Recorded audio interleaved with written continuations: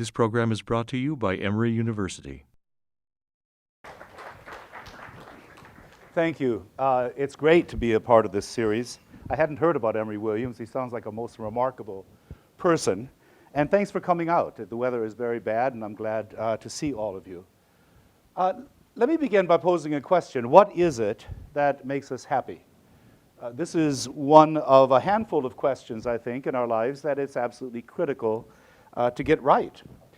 And although as Americans, we tend to think of the pursuit of happiness as our political invention, we are by no means the first humans to see happiness as at least as important as life and liberty. So in this presentation, I want to present a kind of a playful conversation of involving ancient philosophers on the important question of human happiness. What is it that makes humans happy? And I do this in the conviction that we have much to learn from those who lived long ago and far away, and who thought hard, as we ought to do, about the point of living. So I want to begin with Matthew's Gospel. When Matthew's Gospel, one of the four Gospels in the New Testament, has Jesus begin the teaching of his followers with 8 statements concerning human happiness, he places him within a lively conversation on that topic among Greek philosophers. Now let me start with my translation of Jesus' words. Here are these 8 statements. Those who are poor in spirit are happy, because heaven's rule is theirs. Those who grieve are happy, because they will themselves be comforted. Those who are meek are happy, because they will inherit the earth. Those who hunger and thirst for justice are happy, because they will be satisfied. Those who show mercy will be happy, because they will themselves be shown mercy. Those who are pure in heart are happy, for they will see God. Those who are workers of peace are happy, for they will be called God's children. Those who have been persecuted for justice' sake will be happy, because heaven's rule is theirs. Now, before I can put these 8 statements on happiness into conversation with Greek and Roman conceptions of happiness, I have to deal with a couple of preliminary questions. First, is it fair to consider Matthew's Jesus as an ancient philosopher? Well, in fact, Matthew insists that we do look at him that way. In no other gospel is Jesus so persistently portrayed as a teacher. And he is a teacher, furthermore, who has followers who are called disciples. And the word disciple, mathetes, means a student. It's somebody who learns. And he spends a great deal of time teaching these learners how to live, what their mode of behavior should be. And this was exactly the topic of philosophy in the early period of the early empire, when therapy was much more important than theory. How to live a good life was the main concern for ancient philosophers in that period. So, and furthermore, the very form of these 8 statements by Matthew would be understood by ancient philosophers as being an expression of wisdom. They would recognize them as aphorisms or maxims, and each of them has a sort of internal logic. It's the pure of heart will see God, and they're happy because they will see God, and so therefore those who are pure of heart are happy. There's an internal connection between the first and the second clause of each one of these statements. So he looks like a philosopher in Matthew, and he sounds like a philosopher in Matthew. Now, a second question before we start the conversation is, who should Jesus' conversation partners be? Well, 3 names immediately suggest themselves. The first is the great 4th century BCE philosopher Aristotle, Plato's student, who continued to exercise an astonishing influence on moral philosophy well into the period of the empire. And Aristotle's book called Politics was preceded by a work called the Nicomachean Ethics. And the first and the last part of the Nicomachean Ethics had to do precisely with our topic. What is human happiness and how is it achieved? So Aristotle is an obvious person that we should consider. A second figure, also from the 4th century BCE, is the philosopher Epicurus, whose sovereign maxims, all we have of him are about the same number of statements, a few more, than we have from Matthew. And these statements and the school that Epicurus founded was deeply despised by a lot of other ancient philosophers for reasons that we will discover as we go along, but whose influence remained profound among his followers. And his views were sort of resuscitated in the 1st century before the Common Era by Lucretius, and you probably have heard of his work on the nature of things, which is a sort of 1st century BCE natural science book in the form of poetry, and is thoroughly Epicurean in its form. So Epicurus has a lot to say about happiness. And the third candidate may seem a little surprising. He's the crippled, slave, stoic, cynic philosopher called Epictetus, somebody referred to by another philosopher as that grand old man. He was basically a school teacher who taught future diplomats some of the basics of a philosophical way of life. And we have 4 books of his discourses, which were sort of daily pep talks or daily homilies that he would give to his students. They would study the textbooks of Chrysippus all day long, and then he'd gather them in the evening and give them these what are called diatribes, which are lively and vivid sort of pedagogical exercises that he worked out with his students. And they were actually transcribed by his student Arian and have come down to us in the form of these 4 books. So Jesus, Epictetus, Aristotle, and Epicurus are the 4 names that I want to put into conversation. Now finally, by way of preface, I have to admit that this is a totally fictive and constructed conversation. There's no evidence that Jesus knew any of these philosophers. In fact, there's little evidence that these philosophers knew much about each other, except everybody hated Epicurus, even though they didn't know a lot about him.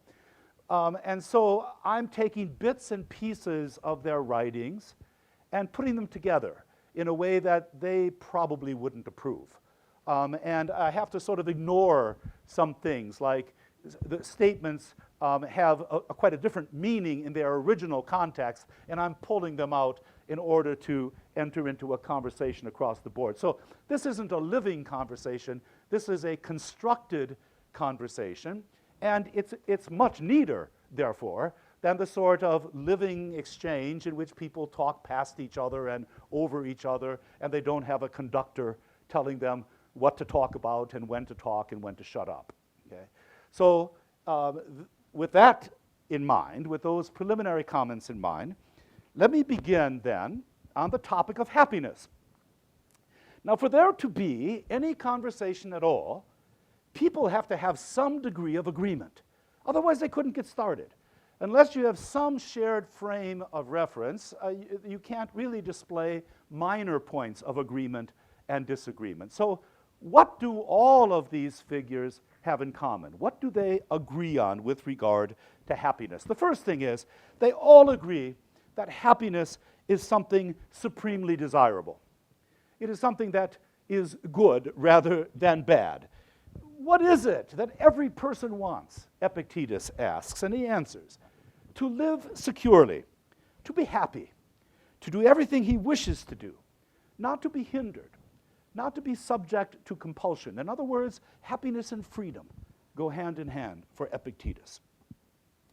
They all agree then that it's desirable. Furthermore, as people who are deeply interested in moral instruction and teaching other people how to live morally, they tended to think of happiness not as a matter of, well, let me put it this way. They didn't think of it in terms of something external or temporary or accidental. Happiness for them was not a warm puppy, a family reunion, or winning the lottery. They tended to think that it was a kind of an enduring condition of the human character, part of the construction of the human self. And they thought of it as something that people could choose to be. It didn't happen to them. They made themselves happy. Now, this kind of choice for them was not the kind of choice like between two flavors of ice cream. It was directing their life in a certain fundamental way toward goodness, which they called virtue, rather than evil, which they called vice. So happiness for all of our figures had to do with living the good life. And this was something that was a part of the composition of the human character. In other words, these ancient figures thought of happiness in terms of what we would call today character ethics, as well as perhaps psychology, because ancient philosophy had as much to do with emotions and their control as it did with right thoughts and true concepts.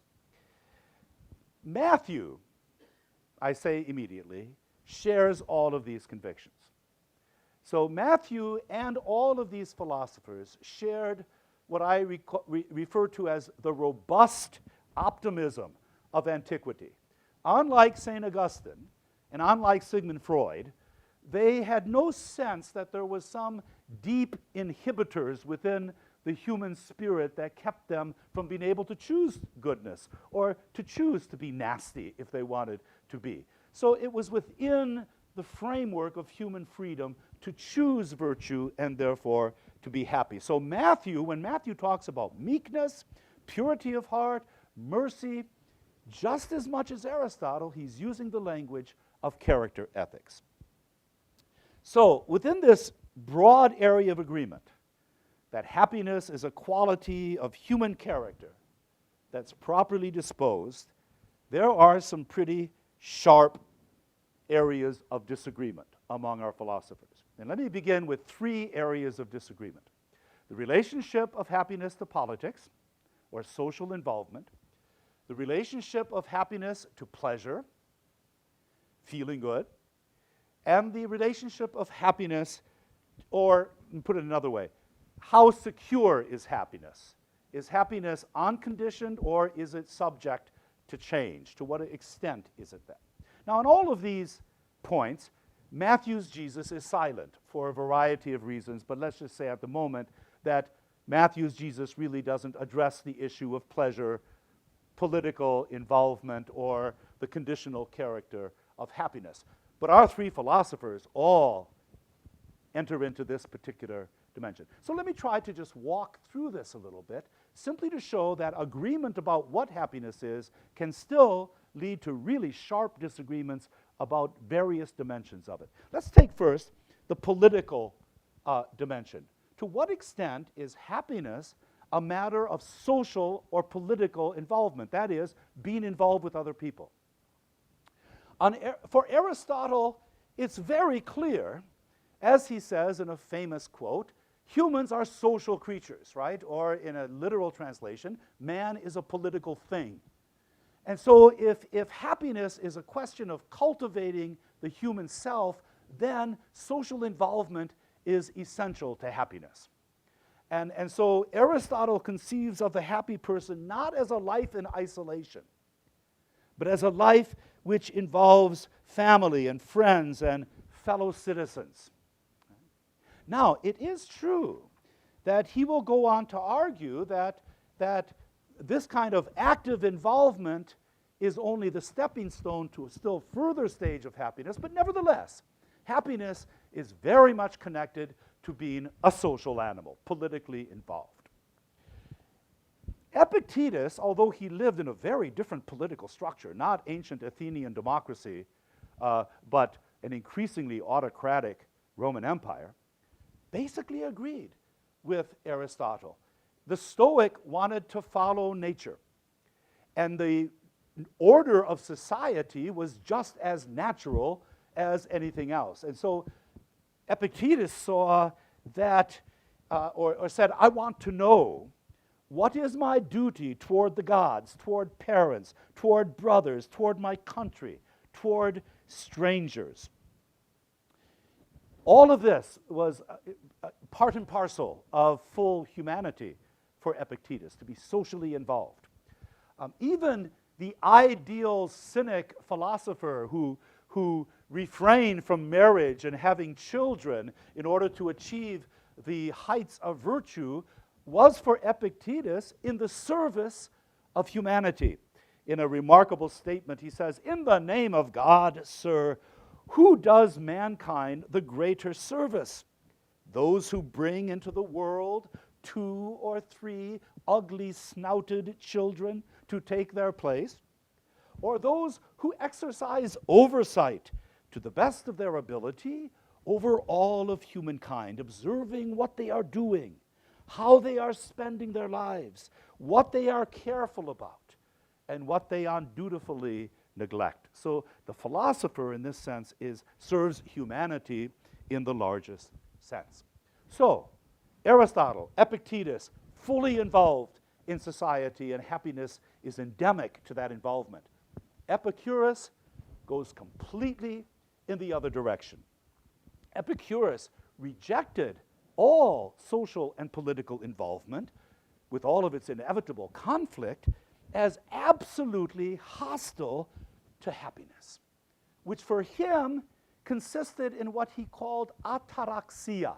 It's a Greek word that means freedom from care, freedom from disturbance, which was available, Epicurus thought, only by living together with friends who thought just as you do in a secluded garden. So it's fundamentally a withdrawal from the hurly-burly of political life into what is in effect a kind of monastic existence. So to be happy, you had to be protected from other people because they're liable to disturb you. Although his biographer, Diogenes Laertius, says that Epicurus was remarkably benevolent toward all humans, he would not touch politics. And much of the hostility shown toward the Epicureans by other ancient philosophers was due to this withdrawal from the common life of the civic order, from their refusal to participate in the larger issues of the political life. Nevertheless, they stood fast with that position. So Epicurus, no involvement. Epictetus and Aristotle, full involvement. That's the first issue. The second issue of disagreement is pleasure. How essential is pleasure to happiness? Aristotle, who is a remarkably astute psychologist and observer of the human condition,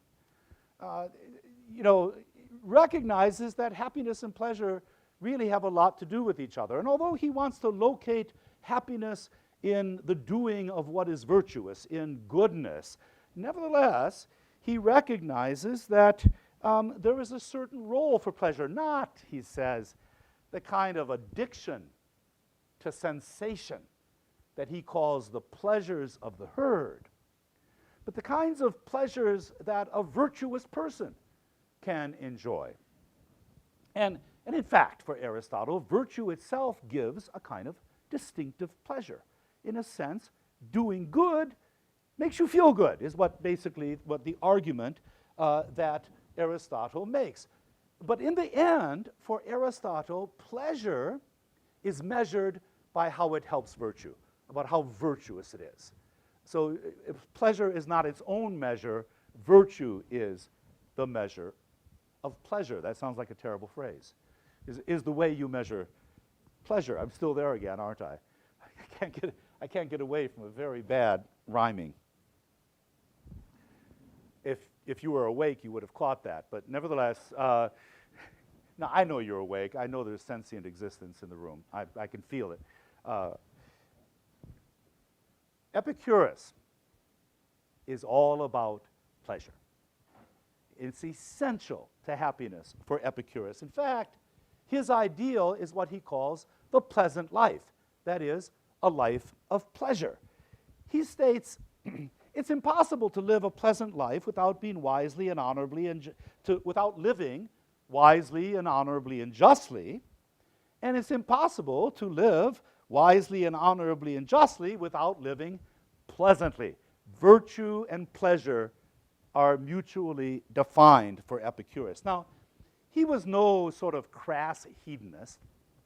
His biographer tells us that he was actually fairly rigorous and abstemious in his personal life. He wasn't somebody who was just like at an orgy or something. He lived in fact, for Epicurus, the highest pleasure was the cessation of pain. And what he said is, this is above all what we want to live, is a life free of pain. That's what is really pleasurable. And he recognized mental pleasure is greater than physical pleasure. And he also recognized that there are some pleasures that are not worth having because of the pain they cause.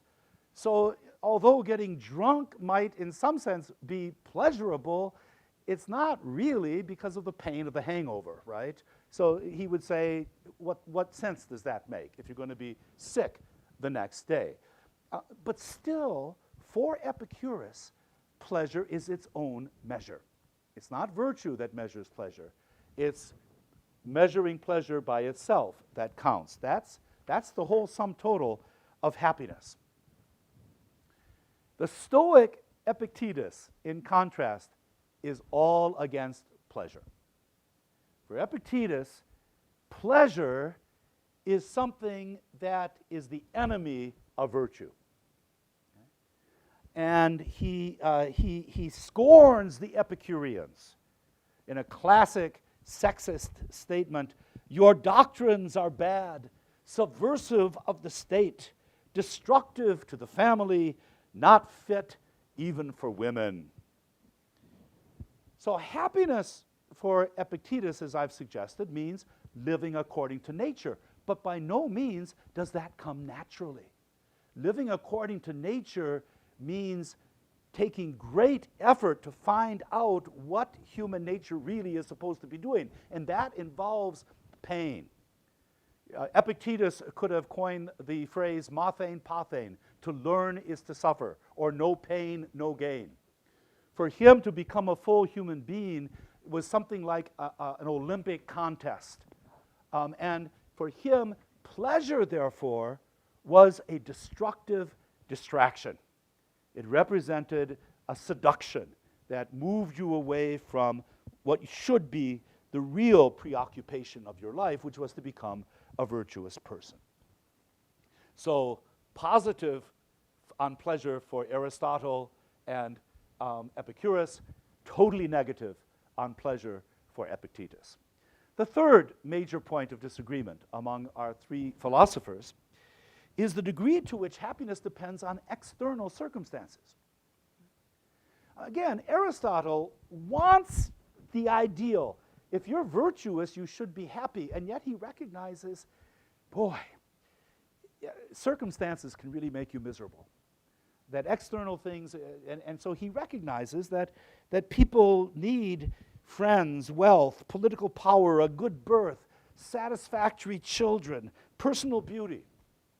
All these things can help make you happy for Aristotle. He's a keen observer. This is a wonderful quotation. A man of very ugly appearance or low birth, or childless and alone in the world, is not our idea of a happy man. And still less so, perhaps, is one who has children or friends that are worthless, or who has had good ones but lost them by death. He says, happiness does seem to require the addition of external prosperity. So he recognizes the conditioned character of happiness, but the more he locates happiness in virtue, above all, that virtue which employs the highest dimension of humans, namely their ability to contemplate, to think, to perceive. the more it is removed from the threat of circumstances. So happiness that is virtuous is relatively unassailable, and the virtue that is the intellectual life is the most unassailable at all. You can sign up for graduate school immediately. This is right, Patrick? You've never had a sad day in your life. Now, Epicurus, again, bases his entire teaching and his way of life on the elimination of fear and disturbance and the creation of a pleasant life in the garden among his friends.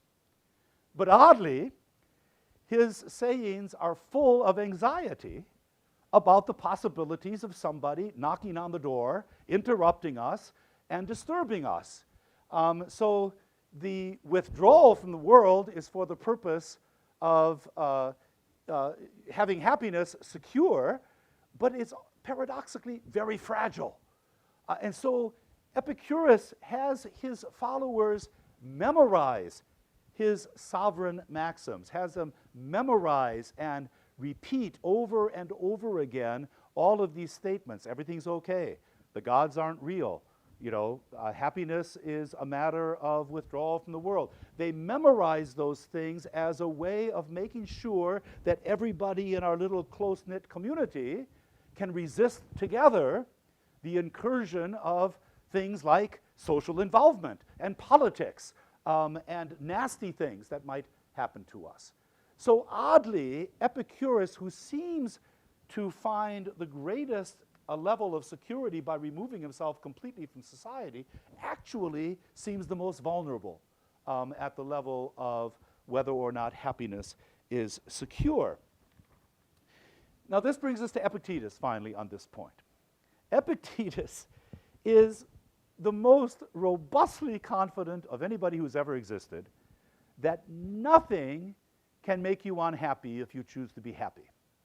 And the reason is that Epictetus located happiness totally in the pursuit of the virtuous life. No circumstances can affect that moral purpose. He says, if it is virtue that holds out the promise thus to create happiness and calm and serenity, then progress toward virtue means accomplishing each of those goals. To a student who bemoaned the loss of an opportunity to visit Athens and cries out, "Athens is so beautiful," Epictetus declares, but happiness is much more beautiful. Tranquility, freedom from turmoil, having your own affairs under no other man's control. So for the Stoic, the moral purpose is the one thing that no circumstance can touch.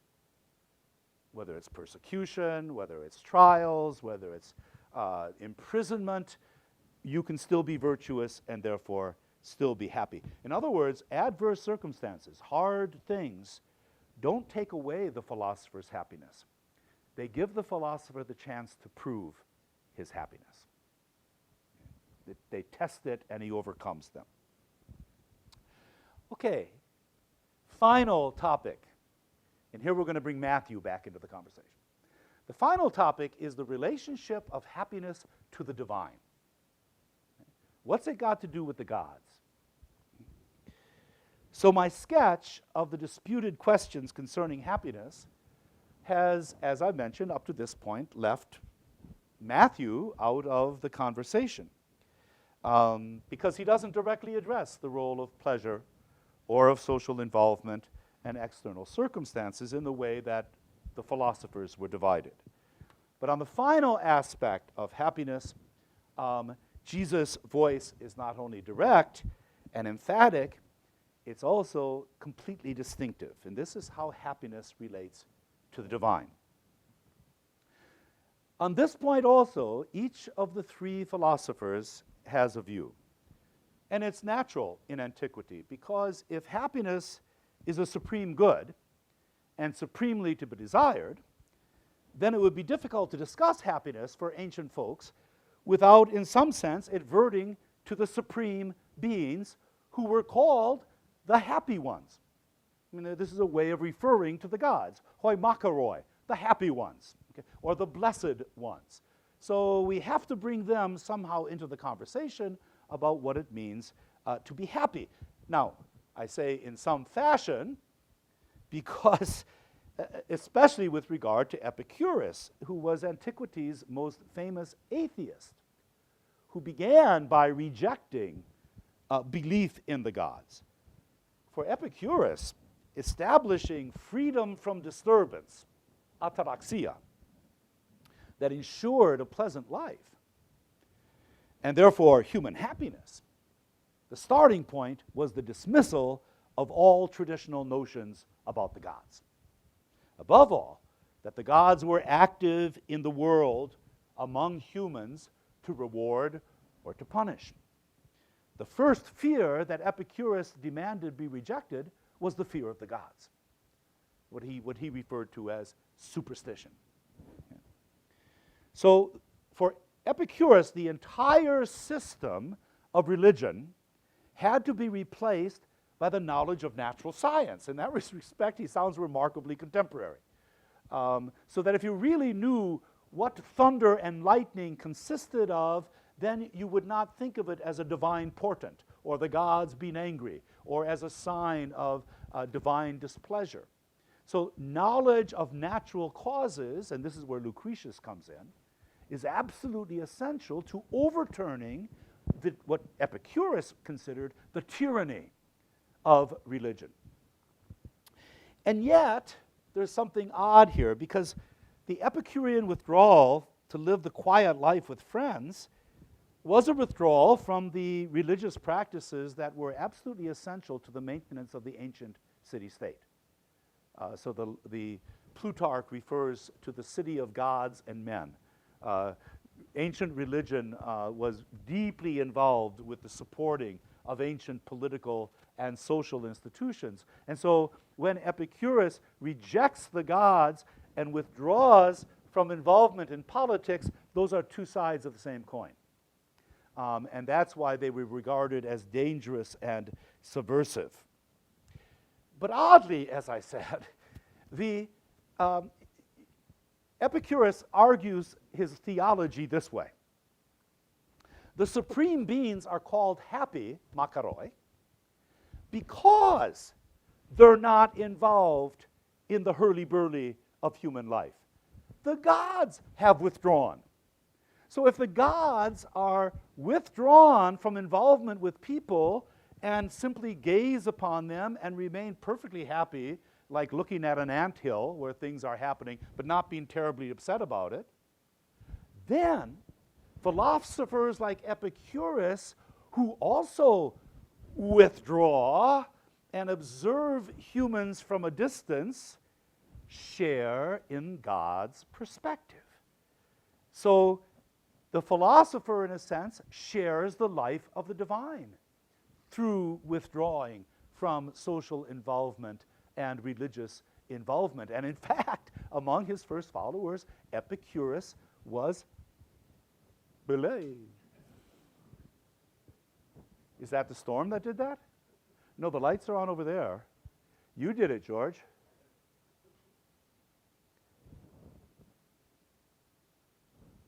There we go. Good. So I'd be plunged into silence. It's a terrible condition. So Epicurus was actually worshipped as a god by his earliest followers because in his own withdrawal and contemplation, he participated in what the gods were doing. He was supremely happy, so he was among the supreme happy ones, if you follow. Okay, so that's the oddness there. Aristotle was just as dismissive of the traditional gods as Epicurus was, but he didn't make a big deal about it. What he really focused on was what he called the highest level of human virtue, which was the intellectual life, and he located the divinity or the divine element in that highest human capacity. So he says, whether this is itself divine, whether our highest mind is divine, or whether it imitates the divine, that's the part of us that's most happy. And humans are most happy when they're contemplating reality at a removal from the active life. Notice how close this comes to to Epicurus. It's the contemplative who sort of stands off at a distance and gazes at other people and other things that is exercising the divine element within the human person and shares in the position of the divine. So Aristotle and Epicurus are fairly close on this point. Epictetus, again, has, as a Stoic, he's committed to the view that the divine spirit is somehow immanent in human nature and in the processes of the natural order. And so following nature for him is really following God. And this is part of the Stoic understanding of reality.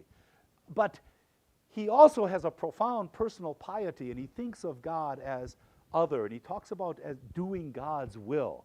And he seeks to follow God and do God's will, and he sees this following of God's will as really the path to happiness. So he tells his students who want, like Epicurus, to live in peace, that they should, quote, remember who the giver is and to whom he gives and for what end.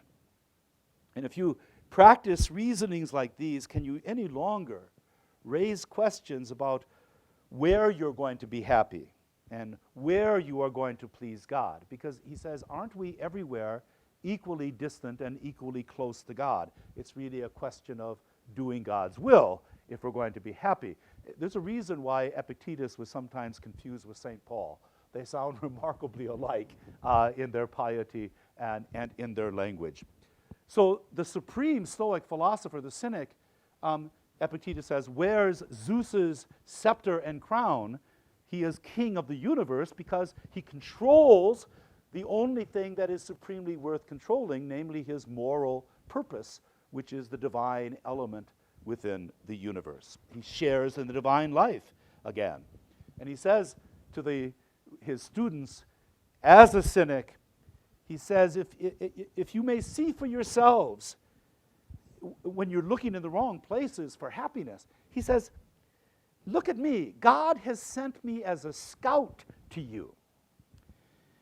He says, look, as an example, he says, I have no property, no house, no wife, no children, not even as much as a bed, a shirt, or a piece of furniture. And look at me. Look how healthy I am. Make trial of me, and you will see that I am free of turmoil. Here are my remedies and the treatment which cured me. So in this sense of enduring hardships, of doing without, and so forth, Epictetus is, in some sense, in line with the divine element in the whole universe. All right, now I would like to shift positions slightly. Let's take those three philosophers and listen to Jesus' statements on happiness. What would the Greco-Roman philosophers have concluded as they listened to Jesus' pronouncements on human happiness in Matthew's gospel? What would strike them beyond the obvious points of similarity that I mentioned earlier in this presentation? Quite apart from the religious sensibility that's shown in Matthew's Beatitudes, as they are called, the ancient philosophers would have been deeply puzzled by at least three aspects of what Jesus has to say. First, Jesus' linking of misery and human happiness would have been perceived by Aristotle, and he says this explicitly in one place, as paradoxical. That is, as impossible to put together. You can't put misery and happiness together. When Jesus declares as happy those who are poor in spirit, grieving, meek, hungering and thirsty for justice, and persecuted for justice' sake, he is making a claim that would be simply incomprehensible to Epicurus. Because Epicurus defines happiness in terms of pleasure, not that. Even Epictetus, who relished hardships as the opportunity to test virtue, would not identify happiness with the hardships themselves. It's his conquering the hardships, it's his conquering grief that would make the Stoic philosopher happy, not being filled with grief that would make him happy. So they would have great difficulty with the content of these Beatitudes. Second, I think the Greco-Roman philosophers would find the Beatitudes hopelessly vulgar rather than noble. Aristotle and Epicurus share the assumed values of the ancient aristocracy with regard to good birth, education, wealth, and above all, position and honor. And although Epictetus recasts some of these, he still lines up with aristocratic ideas of nobility. Epictetus and Epicurus and Aristotle would find poverty of spirit and meekness to be slave attitudes, much as Nietzsche identified them, rather than the attitudes of the nobles. They would find meekness and pity, mercy, to be dispositions more fitting to women than to men. And they would regard grieving as a display of emotion inappropriate to the well-bred and honorable and philosophical person. So vulgar rather than noble. They would also be bothered by what might be called the other related character of Matthew's Beatitudes. Receiving mercy from whom? Being comforted by whom? Making peace by or for whom? And the tone of neediness that comes through in statements such as poor in spirit and hungering and thirsting for justice. Why would the philosophers be upset by this? Because for them, happiness was a matter of autarkeia, of self-control, of contentment, of being in charge of one's feelings, of not needing from others. For the philosophers, happiness was a matter of being at rest rather than being on quest. And so hungering and thirsting for justice is not something that would automatically be equated with happiness for them. I'm almost finished. I've got about a few more minutes, if you can hang with me. All right? I mean, I know you'd be happy to hear that. So, yes, you are in particular. Because ordinarily you're a happy guy. But you don't want to think about happiness. You just want to be happy. All right. It's above all, though, Jesus' religious language, which would have seemed deeply puzzling and off-putting to the ancient philosophers. Remember, all of these philosophers stood at some distance from the popular religion of the ordinary people in ancient Greece and Rome. Ordinary people thought of the gods as being involved in daily life. They were appeased through ritual. They responded to prayers. All of these kinds of sort of ordinary religious, all of our philosophers stood back from that and regarded all of that sort of popular religiosity as a sort of what might be called superstition, desideratia. Aristotle stood aloof from such piety. Epicurus scorned it. And even Epictetus basically used it to clothe his Stoic convictions. Now, if they stretched, the philosophers could perhaps read Matthew's statements about human happiness and heaven's rule in their own terms. The wise and happy man shares, as Epictetus put it, Zeus's scepter and diadem, because the person of complete self-control ruled all that was important.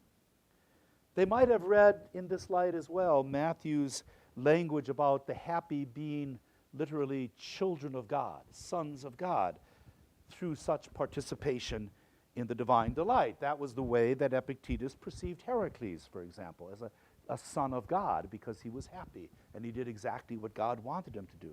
And we remember Epicurus thought of the one living a life of serenity as a god among men. But they would have balked at the connections Matthew has Jesus make. Heaven's rule certainly should not be linked to poverty of spirit and persecution. Being a child of God should not be a consequence of seeking unity among humans rather than finding peace within the soul. They would have been even further disturbed or repulsed by the realization that for Matthew, heaven's rule did not mean the divine bliss that's shared by humans, but rather the sometimes violent and apocalyptic intrusion of God's mighty will into human affairs, demonstrated through prophecy and exorcisms and healings, performed by the same teacher who is talking about these conditions of happiness. Such an understanding of a personal, active God would plunge humans back into superstition, from which Epicurus had sought to free them, the world of divine portents and terrors, of punishments and rewards. That reaction would have grown even more pronounced if our philosophers appreciated the force of Matthew's Greek, which is based on the Hebrew Bible, in which carries what is called the divine passive forward, so that when he says they will be comforted, they will be satisfied, they will receive mercy, they will be called children of God, he's referring not to the response of other humans, but the response of God to human dispositions. This is a very active and involved God indeed. All of our philosophers would have rejected that view. Two statements by Jesus would have utterly escaped the grasp of our three Greco-Roman philosophers, because they not only suppose the same intimate and personal relationship with a living God who is other, but are also soaked in the specific imagery of the Jewish scriptures. And for ancient Greco-Roman philosophers, Judaism was a superstition. And the degree to which Christianity was like Judaism, it also was a superstition. The statement that the meek are happy because they will inherit the earth unmistakably alludes to the story of the Exodus and the conquest, when Moses is called the meekest of all men, and he accomplishes the inheritance of the land. Gay, the word gay can translate both land and earth in the conquest. Here the philosophers would stumble over the particularity of that promise and the outrageous assumption that barbarians could be happy in a superior fashion to the civilized Greeks. No less challenging is the assertion that the pure of heart are happy. Purity of heart is a complex conception intelligible only within the world of Scripture. And Philo of Alexandria, a Jewish teacher who wrote in Greek, made the capacity to see God the virtual definition of being a Jew, the definition of Israel, and an experience available to Israel specifically through the practice of Jewish worship, which he calls genuine happiness. So these implicit claims to happiness being particularly located not only in the figure of Jesus but also in the people of Israel would have been incredibly shocking to our philosophers. Let me conclude then with this short statement.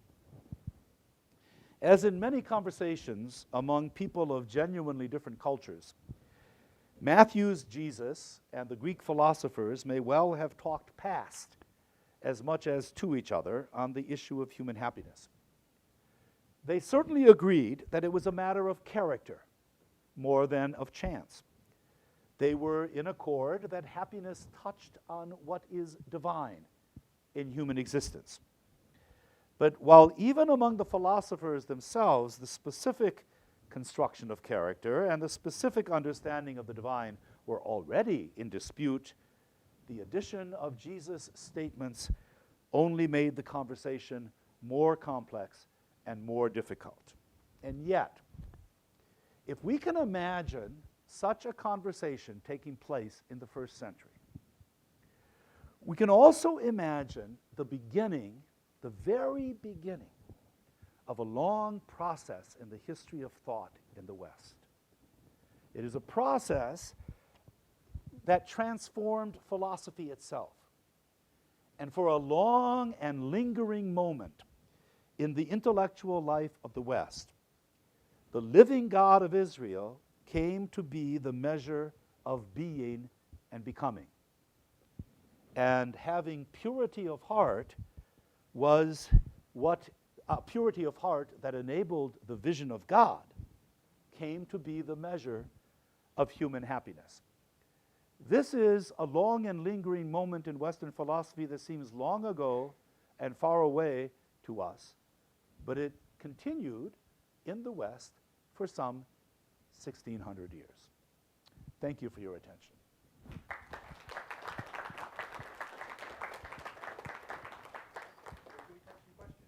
Oh, sure. Yes. You weren't just stretching. No. Okay.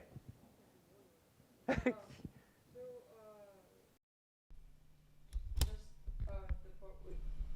conclusion.